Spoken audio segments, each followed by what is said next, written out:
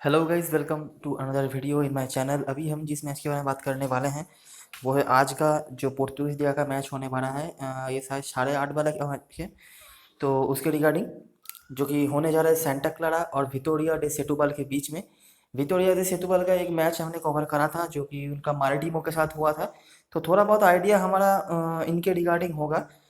तो टेलीग्राम पे मैंने एक चीज़ अपडेट करी थी आज के मैच डे को लेकर कि 2 मैचेस हम कवर करेंगे। मैं खुद 2 मैचेस खेलूँगा, लेकिन अगर सही से फीडबैक नहीं आए तो एक ही मैच। तो अभी तक तो फीडबैक ज़्यादा नहीं आए थे, मैं काफ़ी देर तक वेट भी कर रहा था, लेकिन चलिए एक ही मैच होगा आज। और ऑस्ट्रियन लीग का मैच मैं खुद खेलूँगा। हो सकता है कुछ चीज़ें शेयर कर दूँ या फिर नहीं भी करूँ, लेकिन वीडियो तो नहीं आएगा। तो स्टार्ट करते हैं इस मैच की एनालिसिस। ये मैच होने जा रहा है स्टेडियो डू बोनफीम में, जो कि सेटूबल का होम ग्राउंड है। मतलब आज सेटूबल होम टीम है।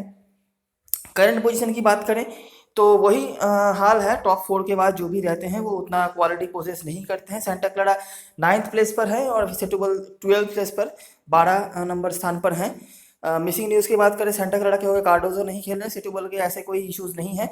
पिछले मैच में हालांकि सेमेडो नहीं खेले थे, लेकिन आज के मैच में उनकी वापसी होगी। आखिरी 2 हेड टू हेड मैचेस की बात करें तो एक ही चीज़, एक तरह की चीज़ आपको देखने को मिलेगी, और यही चीज़ आपके लिए काफ़ी इंपॉर्टेंट हो सकती है आज के मैच में भी। ठीक है, वो क्या है मैं आपको दिखाता हूँ। तो ये है आखिरी मैच जहाँ पर 1-1 की बराबरी हुई थी। और गोल स्कोरर्स के टाइमिंग आप देखिए।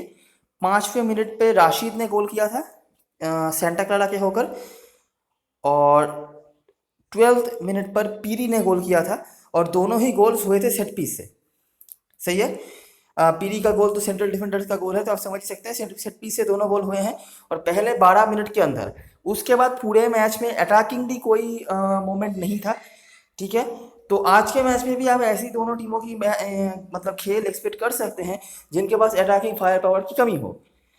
तो क्या हुआ था इस मैच पर, बहुत ही खराब फुटबॉल खेली थी दोनों टीमें। डिफेंस से शुरू करके मिडफील्ड में काफ़ी प्रॉब्लम्स रही थी, एक दो नाम को छोड़कर। सेंटा क्लारा की डिफेंस, मतलब पर्टिकुलरली अगर मैं बताऊं, उनकी डिफेंस बहुत ज़्यादा खराब है। आगे भी मैं ये चीज़ आपको क्लियर करवा दूंगा। तो सेंट्रल डिफेंस में प्रॉब्लम्स थी। मार्टिन्स कुछ हद तक सही काम कर रहे थे। इनके दोनों फुल बैक्स जो होते हैं, यहाँ पर लूकस खेल रहे थे, यहाँ पर सानूसी भी खेलते हैं, तो ये ठीक ठाक खेलते हैं। बाकी यहाँ पर रेमोस थे, गोलकीपर उतने सही नहीं खेले थे इस मैच पर। और मिडफील्ड में भी राशिद को छोड़कर खास कोई बताने लायक है नहीं। सैंटना इनके टीम के होकर बहुत ही इंपॉर्टेंट प्लेयर हैं। आपको एक चीज़ मैं बता दूं, सेंटा क्लारा आखिरी मैच पर ब्राहा को हरा के आई है। ब्राहा वन ऑफ द 4 टीम्स हैं पुर्तगीज सर्किट में, तो उनको वो हरा के आए हैं। और हमारा सेंटना का 2 गोल था। तो बंदा अच्छे फॉर्म पर है, लेकिन उससे भी बड़ी बात है कि ये मैच में काफ़ी इन्वॉल्व होता है। ये मैं आपको आगे क्लियर करवा दूंगा।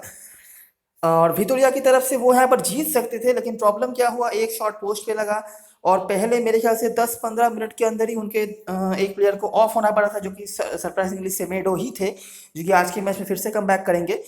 लेकिन उसके उनके जाने के बाद यहाँ पर बेसा आए थे हिल्डबर्ट को जगह पर मिडफील्ड में। तो उन्होंने मिडफील्ड को ठीक से कंट्रोल कर लिया था। मिडफील्ड कंपैरेटिवली बेटर रहती है सेटूबॉल की। ये हमने आखिरी जो मैच कवर किया था वहाँ पर ही मैंने बताया था। यहाँ पर भी आप देख सकते हैं उनके लिए मेन जो प्रॉब्लम है वो उनकी अटैकिंग फायर पावर ही है। तो मिडफील्ड सही थी। डिफेंस में भी आप देख सकते हैं एक गोल कंसीड करने के बावजूद भी डिफेंस भी उतनी खराब नहीं थी इनकी। एक गोल डिफेंडर का ही आया था, लेकिन अटैकिंग फायर पावर की काफ़ी कमी रही है। तो रिपोर्ट की बात करें तो दोनों स्लोविक टीमों के मैच यहाँ पर हुए हैं। दोनों टीमों ने सेट पीस से गोल किया। तो कुछ स्टैटिस्टिक्स हैं यहाँ पे। राशिद, अच्छा, जितने भी मेन प्लेयर्स आपको दिखेंगे ना, सारे के सारे मिडफील्ड से ही होंगे। तो इससे इससे आपको समझ आ ही जाएगा कि दोनों टीमें ही मिडफील्ड में ही मतलब रुक गए थे, अटक गए थे। ठीक है, आगे या पीछे नहीं बढ़ पाए थे। तो राशिद ये मिडफील्डर हैं। राफेल रैमोस भी मेरे ख्याल से मिडफील्ड में ही खेल रहे थे। अ, जी हाँ, ये रहे आपके लिए रैमोस। ठीक है। तो ये दोनों थे जिन्होंने सबसे ज़्यादा टैगल्स विन करे, और दोनों ही सेंटा क्लारा के होकर। सिल्वियो ये भी डिफेंडर रहे हैं, वालेंटे ये भी midfielder, Lucas left back, Bruno llamas midfielder. ठीक है, तो काफ़ी सारे मिडफील्डर। अच्छा, जो है जो भी चीज़ें हैं वो डिफेंसिवली, मतलब डिस्ट्रक्टिव गेम जिसका हम कहते हैं, वहाँ के क्वालिटीज़ ज़्यादा हैं। ठीक है, आप देख सकते हो टैकल्स में नाम है, इंटरसेप्शन में नाम है, और उसके बाद डायरेक्टली आ जाते हैं क्रॉसेस, जिनमें से कोई भी एक भी बिग चांस नहीं है। बहुत सारे क्रॉसेस तो आए, 8, 7, 5, मतलब कुल यहाँ पे 20 क्रॉसेस के नाम नंबर लिखे हुए हैं, लेकिन एक भी बड़ा चांस नहीं। मतलब क्रिएटिविटी दोनों ही टीमों की तरफ से जीरो ही है। ठीक है, सिर्फ क्रिएटिविटी नहीं, पासिंग के भी किसी के नाम आपको नहीं दिख रहे होंगे, ठीक है, शॉट्स ऑन टारगेट के भी कोई नहीं, तो यही एक चीज़ है। अच्छा, दोनों टीमों ने सेट पीस से गोल तो करा था, लेकिन सेंटा क्लारा को 11 सेट पीसेस मिले थे, तो ये एक फैक्ट है इस मैच में। सेकंड मैच जो हुआ था, जहां पर भी सेम चीज़, सिर्फ एक जो पॉजिटिव यहाँ से उभर के आई थी वो है दोनों टीमों की डिफेंस। विक्टोरिया की डिफेंस तो पिछले मैच में भी अच्छी खेली थी, लेकिन सेंटा क्लारा की डिफेंस भी यहाँ पर सही थी। मार्टिन्स पिछले मैच में भी अच्छे थे, यहाँ पर और भी अच्छे, साथ में कार्डोसो, और ये दोनों फुल बैक्स अच्छे रहते हैं, इन दोनों के फुल बैक्स काफ़ी अच्छे रहते हैं सेंटा क्लारा के। तो ये चीज़ आगे भी आपको क्लियर हो जाएगी, नाम के पीछे मत जाइए, क्योंकि पिछले सीजन का मैच है तो बहुत सारे प्लेयर्स अभी नहीं खेलते हैं, लेकिन जो चीज़ है, जो देखिए आप डिफेंसिव मिडफील्ड में जो खेल रहे थे, इन्होंने अच्छा परफॉर्मेंस किया। बाकी सारी जो मिडफील्डर्स हैं, राशिद यहाँ पर भी ठीक ठाक काम उन्होंने करा, येलो कार्ड पड़ा था इसीलिए रेटिंग थोड़ी सी कम है। और सेतुवाल के होकर भी आप वही चीज़ देखोगे, सारे मिडफील्डर्स ने ठीक ठाक काम किया, लेकिन जब भी बात अटैकर्स की आई तो खाली हाथ उनको लौटना पड़ा। डिफेंस तो उनकी वैसे भी सही थी, और गोलकीपर भी इन्हीं की कंपैरेटिवली बेटर है अगर मैं बताऊं तो, मकारिज्जे जो रहते हैं। तो यही सेम चीज़ें हैं, और जो जो परफॉर्मर्स हैं यहाँ पर नाम पे आप मत जाइए। एबर जो यहाँ पर आप देख रहे हैं, ये एबर बेस्सा है, जिनको आप बेस्सा के नाम पे ही देख सकते हैं। तो यही कुछ चीज़ें हैं, क्रॉसेस वगैरह में भी इनका ही नाम आता है एबर का, और यहाँ पर फाउल्स कमीशन में भी इनका ही नाम आता है। तो मतलब दोनों तरफ से काफ़ी इंपॉर्टेंट प्लेयर हो जाते हैं सेटुबाल के मिडफील्ड में। तो यही चीज़ है। तो हेड टू हेड से यही चीज़ आपको समझ आ रही होगी कि दोनों टीमों के क्रिएटिविटी की बहुत कमी है। 2 मैच मिलाकर टोटल 2 गोल हुए हैं दोनों साइड से, और वो भी पहले 12 मिनट के अंदर, ठीक है। उसके बाद टोटल 180 मिनट से अगर आप 12 मिनट निकाल दो तो 168 मिनट तक कोई गोल नहीं, क्रिएटिविटी नहीं, कोई इफेक्टिव क्रॉसेस नहीं, पासेस नहीं, कुछ नहीं, ठीक है। डिस्ट्रक्टिव गेम काफ़ी अच्छी हुई है दोनों ही टीमों की तरफ से। दोनों ही मिडफील्डर्स या डिफेंसिव मिडफील्डर्स ने अच्छा काम करा है। दोनों ही मैचों में आपने देखा defensive midfielders man of the match रहे हैं, ठीक है। अटैकर्स का खास कोई रोल रहा नहीं है, ठीक है। अभी देखते हैं आखिरी को कुछ मैचेस। सेंटा क्लारा की डिफेंस की जो मैं बात कर रहा था, ये काफ़ी वीक है, तो यहाँ पर भी आपको ये दिख जाएगा। मैं आखिरी मैच से स्टार्ट करता हूँ जो उनके लिए बहुत बड़ी जीत के तौर पर आई है, वो है अगेंस्ट ब्राहा। तो यहाँ पे क्या हुआ था, आप पहले सेंटा क्लारा की टीम को देख लीजिए, ठीक है। डिफेंस में अच्छा परफॉर्मेंस नहीं था, कार्डोसो कुछ हद तक सही थे, ठीक है। उसके बाद ज़्यादा कुछ नहीं। दोनों फुल बैक्स यहाँ पर उतना ज़्यादा अटैकिंगली नहीं जा पाए थे, क्योंकि इनकी डीप डिफेंस में काफ़ी प्रॉब्लम रहती है, तो फुल बैक्स को भी काफ़ी डिफेंसिवली रहना पड़ता है। लेकिन जो डिस्ट्रक्टिव गेम की मैं बात कर रहा था, यहाँ पर करवालियो ये काफ़ी इन्वॉल्व रहे थे इस मैच पर। बेंच से आकर राशिद ने काफ़ी अच्छा काम करा था। राशिद काफ़ी अच्छे फॉर्म पर दिख रहे हैं, मतलब कम से कम डिफेंसिवली तो मैं कह सकता हूँ, जिसका फ़ायदा शायद आपको ड्रीम इलेवन पर ना मिले। और उसके बाद अटैकिंग मिडफील्ड की सबसे जो स्ट्रॉन्ग जोन रही थी वो थी इनकी अटैकिंग मिडफील्ड। ये ज़्यादा विंग प्ले नहीं करते हैं, आप इन नामों के पीछे नहीं जा सकते। जैसे सानुसी आप देख रहे हैं, ये बंदा लेफ्ट बैक में भी खेल सकता है, और यहाँ पर जूनियर जो है ये दो साइड मिडफील्डर की तरफ भी खेल सकते हैं, लेकिन सानुसी बहुत इंपॉर्टेंट रोल प्ले कर रहे थे यहाँ पे, ठीक है। इन्होंने एक असिस्ट भी निकाला, और दोनों ही जो विंगर्स हैं, इन्होंने विंग नहीं कहूँगा, साइड मिडफील्डर्स के लिए सानुसी थोड़े बहुत विंग पे खेल लेते हैं, लेकिन जूनियर थोड़े से अंदर खेलते हैं, ये उतना विंग प्ले नहीं करते हैं। तो अटैकिंग थर्ड दोनों सेंटा क्लारा की तरफ से बहुत अच्छा था। उनको पता था हमारे डिफेंस में प्रॉब्लम है, इसीलिए उन्होंने गोल कंसीड करने की तरफ नज़र दिया ही नहीं, पूरी तरह से गोल करने की तरफ नज़र दिया, और वही पे फ़ायदा हुआ। सेंटना ने इंक्लूडिंग ये पेनल्टी अच्छा यहाँ पे परफॉर्मेंस करा था, तो ये इनके पेनल्टी टेकर हैं। ये पहला पॉइंट आपके लिए। ब्राहा के लिए सबसे बड़ा जो सेटबैक हो गया था वो क्या था, एक प्लेयर का रेड कार्ड, ठीक है। तो यहीं पे वो आधा मैच लगभग पीछे हो गए थे। डिस्पाइट एक अच्छी क्वालिटी की टीम थी ब्राहा, लेकिन वो अपने पूरे दम के साथ यहाँ पे फाइट नहीं कर पाई। मिडफील्ड उनकी सही थी, डिफेंस में काफ़ी प्रॉब्लम से, गोलकीपर वगैरह प्रॉब्लम थे, और इसी का फ़ायदा पूरी तरह से उठाया सेंटा क्लारा ने। तो उन्होंने पूरी तरह से ऑल अटैक जाने की कोशिश करी, उन्होंने अपने डिफेंस पे नज़र नहीं दिया, तो इसीलिए फ़ायदा उठाया, इसी का फ़ायदा उठाया ब्राहा ने। यहाँ से उन्होंने 2 गोल दागे थे, सेट पीस से भी 1 गोल शायद आया था। तो रिपोर्ट की बात करें, दोनों साइड की डिफेंस काफ़ी ख़राब थी। अब दोनों साइड को छोड़ दी, सेंटा क्लारा की डिफेंस को पॉइंट आउट करिए कि उनकी डिफेंस कंसिस्टेंटली ख़राब हो रही है। अच्छा, सेंटा क्लारा की सेट पीस से यहाँ पे गोल हुआ था, और लिंकॉन इनकी तरफ से सबसे ज़्यादा क्रॉसेस। अच्छा, तो यहाँ पे सेंटा क्लारा जीती है, ठीक है। तो जाहिर सी बात है सेंटा क्लारा ने बेटर फुटबॉल खेली होगी। तो सेंटा क्लारा ने जहाँ पे बेटर फुटबॉल खेली है, आप बाकी स्टैटिस्टिक्स को देखिए, ना कोई पासेस, ना कोई टैकल्स, ना कोई इंटरसेप्शन, ठीक है। क्रॉसेस के मामले में सिर्फ 5 क्रॉस, यही। तो कॉन्स्ट्रक्टिव खेल जो मैं बार बार आपको समझाने की कोशिश कर रहा हूँ, सेंटा क्लारा की तरफ से वो नहीं है, ठीक है। गिल विजेंते का मैच हमने कल ही कवर किया है। हमें पता है कि वो किस तरह के फुटबॉल खेलते हैं। उनके मिडफील्ड में काफ़ी अच्छी होल्डिंग कैपेसिटी है।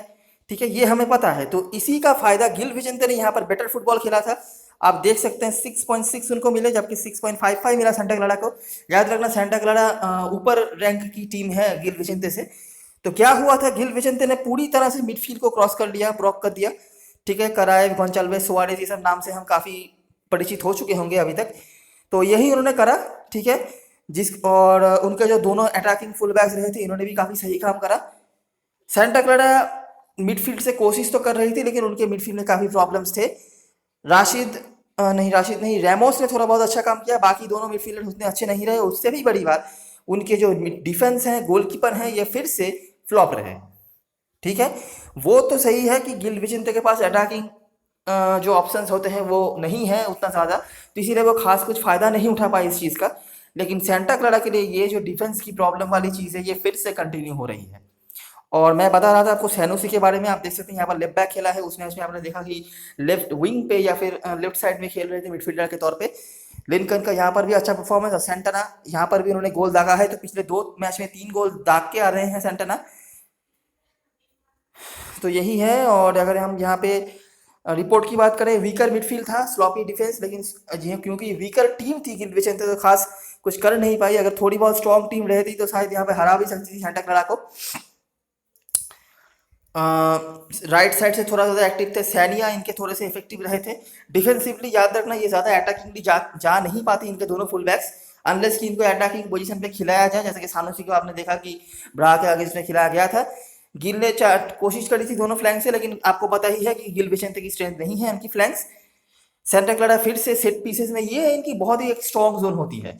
ठीक है, भले ही उनके पास कंस्ट्रक्टिव गेम खेलने का कोई मतलब उस तरह से पावर नहीं है, लेकिन सेट पीस वगैरह में ये बहुत ही इफेक्टिव होते हैं। तो इनके जो सेट पीस टेकर्स होते हैं, और जो डिफेंडर्स, मैं टेलीग्राम पे अपडेट कर दूंगा कौन कौन से डिफेंडर वो होते हैं। यहाँ पर शायद इनका आपको नाम ना मिले, तो टेलीग्राम पे जुड़ जाना। कौन कौन से प्लेयर हो सकते हैं जिनको आप सेट पीस में नजर रख सकते हो, वो मैं वहाँ पर अपडेट कर दूंगा। क्योंकि सेंटा क्लारा की ये एक स्ट्रेंथ है कि ये सेट पीस से हमेशा ही गोल दाग देते हैं। डिस्ट्रक्टिव खेलों की बात करी जाए तो आप देख सकते हो कार्वालियो, कार्डोसो, लिंकन, इनके फाउल्स रहे हैं। लिंकन ने ड्रॉ किया था फाउल, और कार्वालियो, कार्डोसो जो डिफेंसिव मिडफील्डर के तौर पर खेल रहे थे, उनके सबसे ज़्यादा फाउल कमिटेड थे। सानुसी टैकल्स, इंटरसेप्शन में सैनिया। यहाँ पर कुछ हद तक जुआओ अफोंसो का नाम आप देख सकते हैं, जिन्होंने सबसे ज़्यादा पासेस खेले।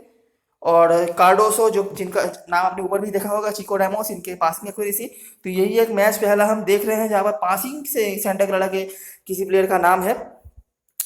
लिंकन बहुत इंपॉर्टेंट प्लेयर है। आप देख सकते हैं यहाँ पर फाउल्स भी कर रहे हैं, क्रॉसेस भी निकाल रहे हैं। और सानुसी, ये दोनों बहुत ज़्यादा इंपॉर्टेंट प्लेयर हैं।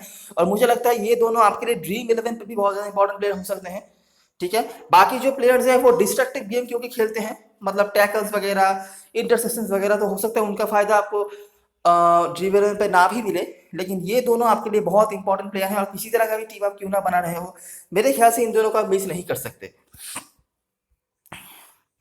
अच्छा, आखिरी मैच हम जो कंसिडर करेंगे, पोर्तो के अगेंस्ट यहाँ पर हारी थी टीम। तो पिछले 2 मैच में आपने देखा वो हारी नहीं है, लेकिन एक चीज जो कंसिस्टेंट रही है, वो गोल जरूर कंसीड कर रही है। ठीक है, यहाँ तक कि गिल विजेंते के अगेंस्ट भी उन्होंने गोल कंसीड करा। तो पोर्तो ने क्या इस्तेमाल किया था, एक तो उन्होंने मिडफील्ड में लोग ज़्यादा लगा दिए। ठीक है, क्वालिटी तो वैसे ही इनकी अच्छी थी ही, और मिडफील्ड में ज़्यादा लोग लगा दिए। अटैकिंग मिडफील्डर ने कमाल का फुटबॉल खेला।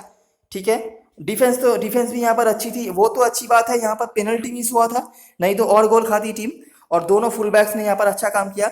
एक चीज़ ये एक है, ठीक है, आप सेंटा क्लारा के अगेंस्ट में विंग प्ले कर सकते हो, क्योंकि इनके जो फुल बैक्स होते हैं, ये बहुत लेस इफेक्टिव होते हैं अटैक में।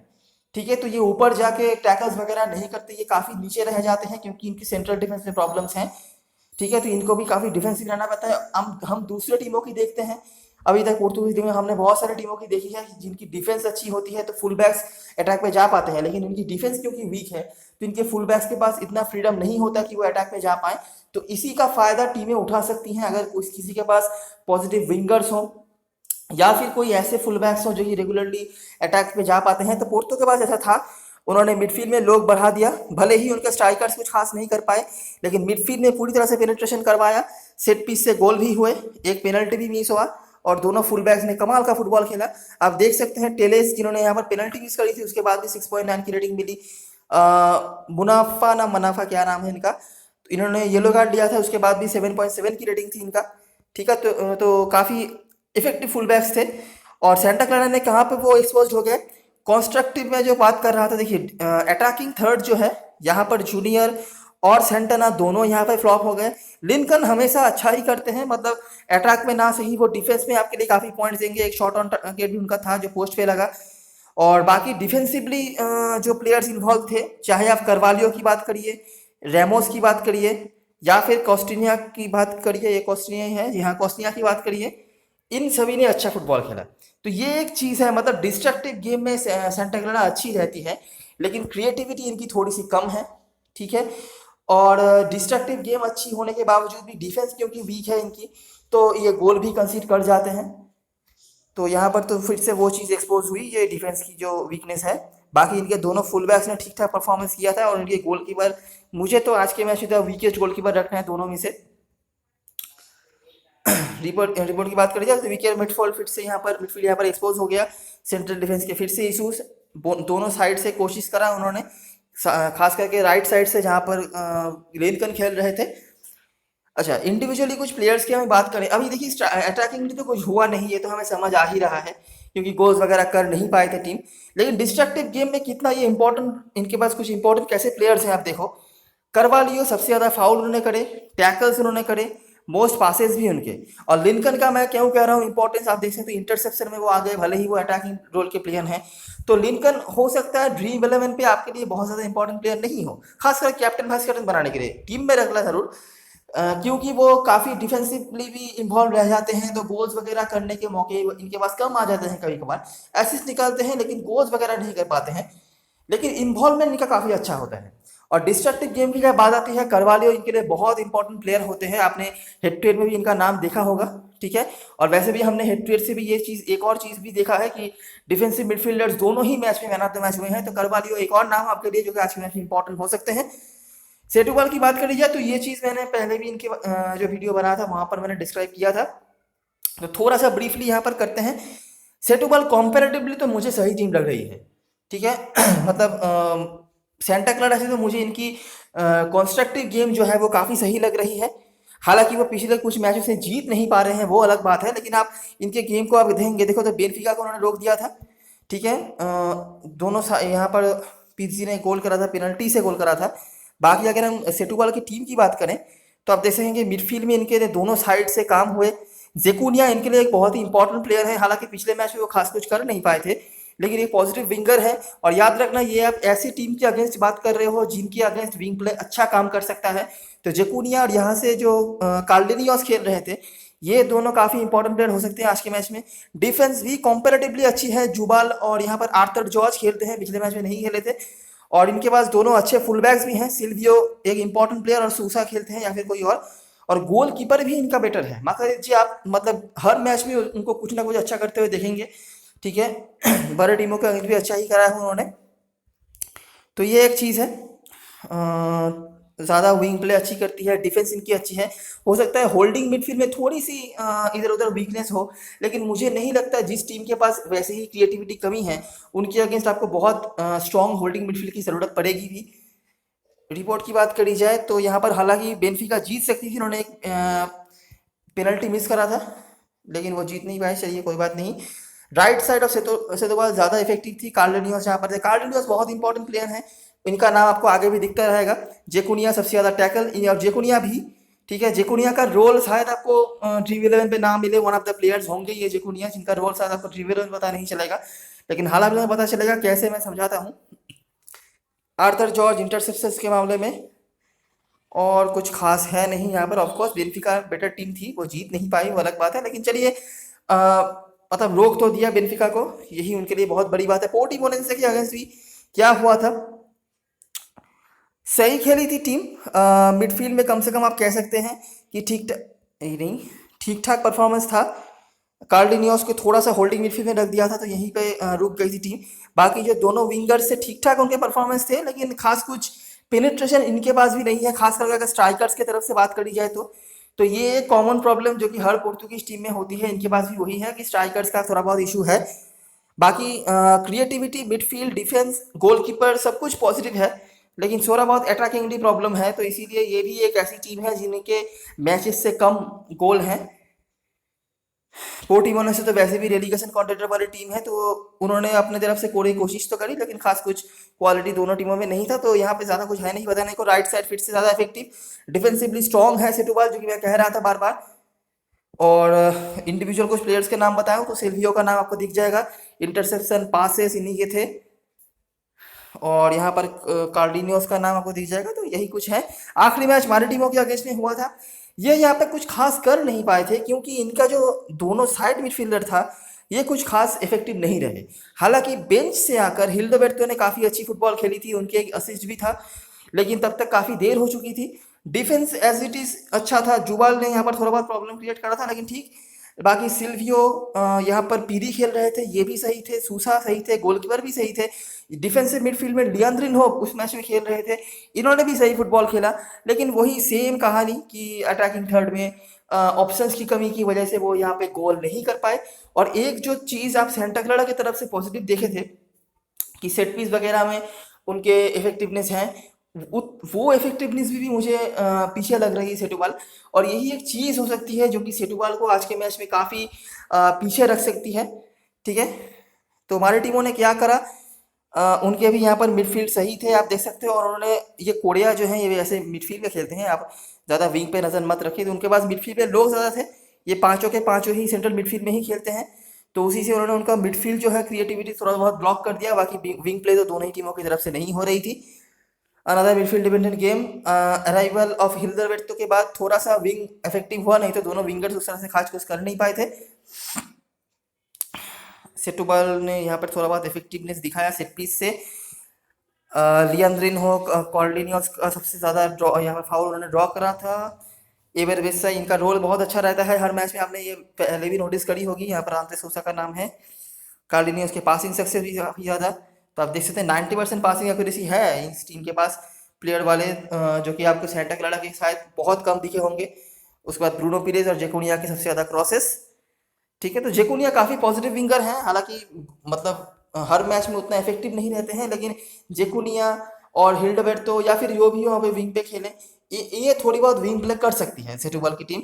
तो सेटुबाल की टीम की अगर हम समारी बताएं तो सेम प्रॉब्लम उनका भी है, एक जो कॉमन प्रॉब्लम उनका भी सेंटा क्लारा के साथ है, वो है अटैकिंग फायरपावर की कमी। ठीक है, ये एक चीज़ है। बाकी डिफेंसिवली बात करो या फिर क्रिएटिविटी की बात करो, मिडफील्ड में काफ़ी सही है। गोलकीपर इनका दोनों टीमों में से मुझे आज के मैच में बेटर लग रहा है, लेकिन अटैकिंग ऑप्शंस की कमी है। सेट पीस में भी उतना ज़्यादा इफेक्टिव नहीं हो पाते हैं। कोशिश करते हैं विंग प्ले करने की, मतलब ऑर्थोडॉक्स कुछ विंगर्स भी हैं जो क्रॉसेस वगैरह निकालते हैं, ड्रिबल्स करते हैं, लेकिन उतना ज़्यादा पेनिट्रेशन मुझे नहीं दिखता है, सही बताऊं तो। जेकोनिया कंपैरेटिवली बेटर रहते हैं, जेकोनिया कार्डिनियस दोनों ही। कार्डिनियस कंपैरेटिवली बेटर हैं मतलब अंदर आके गोल करने के मामले में, लेकिन जेकोनियास का पेनिट्रेशन थोड़ा सा कमी है। बाकी क्रॉसेस वगैरह ये हमेशा ही निकालते रहते हैं। इस टीम के होकर, जैसे मैंने बताया, सेंटा क्लारा के होकर दो तीन कुछ ऐसे नाम जिनको आप कभी भी मिस नहीं कर सकते। इस टीम के होकर भी कुछ ऐसे प्लेयर्स हैं जिनको आप कहीं से मिस नहीं कर सकते। पहला तो इनका गोलकीपर जो है माकारिज्जे कंपैरेटिवली बेटर है आज के मैच में। उसके बाद कार्डिनियोस, ठीक है, अटैकिंग थर्ड में, या फिर डिफेंसिवली क्वालिटीज़ काफ़ी अच्छी हैं इनकी। उसके बाद एवर वेस्सा, मिडफील्ड इन्हीं के हाथ में होता है, यही सब कुछ करते हैं मिडफील्ड में, कंट्रोल वगैरह।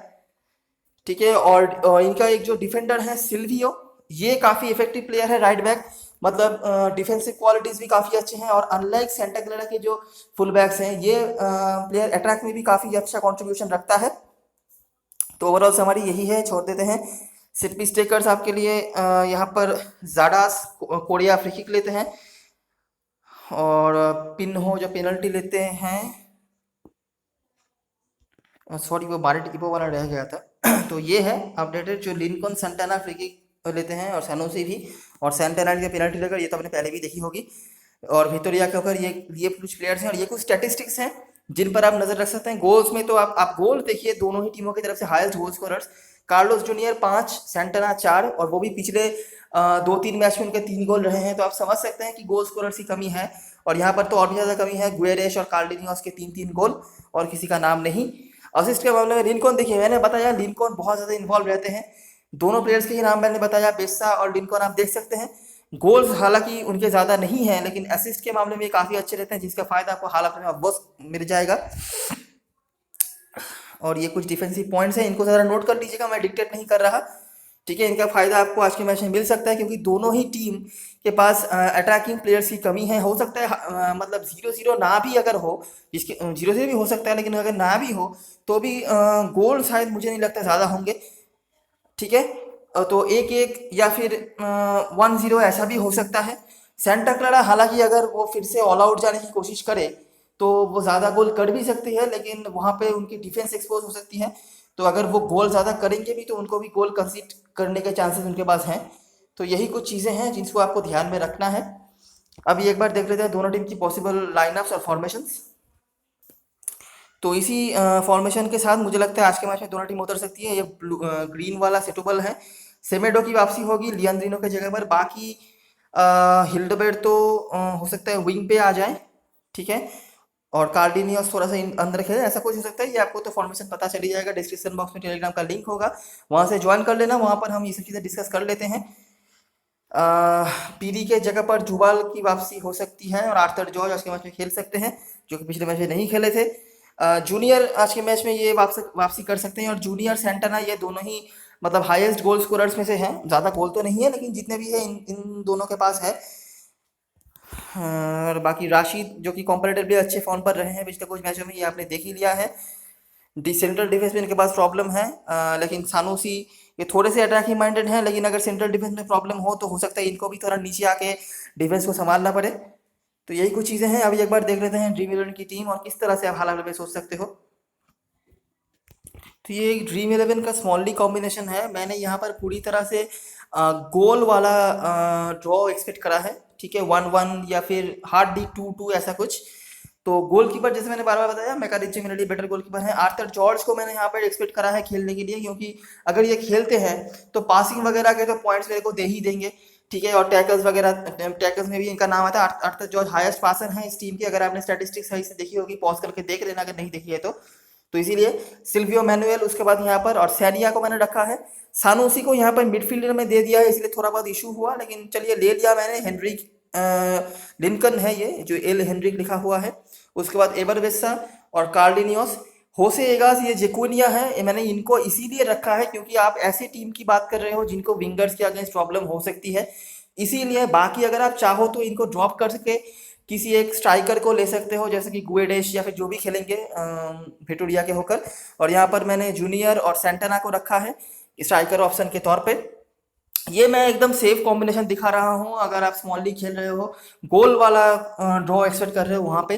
लेकिन हाँ, 0-0 के भी काफ़ी ज़्यादा चांसेस हैं, हमने हेड टू हेड से ये चीज़ देखी है। 1-0 भी हो सकता है। सेंटा क्लारा के डिफेंस में मुझे ज़्यादा भरोसा नहीं है, लेकिन बात अब ऐसी टीम की कर रहे हो विक्टोरिया की तरफ से जिसके पास अटैकिंग ऑप्शन ज़्यादा नहीं है, तो किसी भी तरफ से आ सकता है रिजल्ट।